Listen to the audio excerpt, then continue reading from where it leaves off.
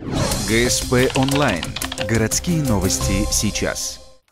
Дом творчества в нашем городе больше известен как Дом пионеров. Проектировали его еще в 60-е. Строили всем миром. Уже не первый год здание в плачевном состоянии. Актовый зал 4 года пустует. Сыплется обивка стен. Сцена завалена стройматериалами. Текущую крышу с горем пополам отремонтировали. Пока же творческие коллективы Дома пионеров вынуждены выступать где придется.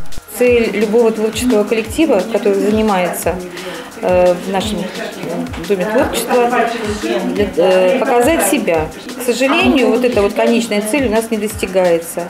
И наши артисты вынуждены выступать на всевозможных сценах, или даже не на сценах, а вот в фойе, как у нас в этот раз произошло.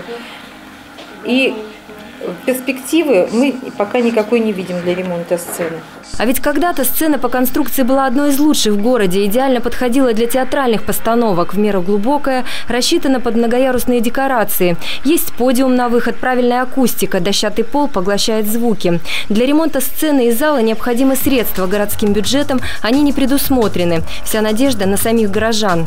Потому что в нашей достаточно тяжелой экономической ситуации только мы, всем городом объединившись, так же, как мы помогали нашим ветеранам, и сейчас мы должны помочь нашим детям объединиться.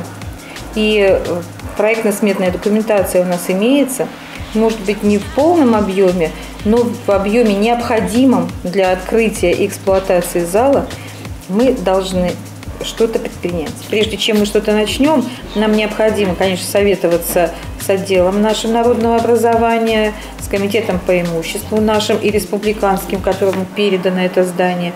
Ну и дальше, дальше уже работать именно в направлении сообща. Спортзал и планетарий Дома пионеров включены в план капитального ремонта, а вот конструкции сцены продолжают разваливаться, актовый зал пустовать.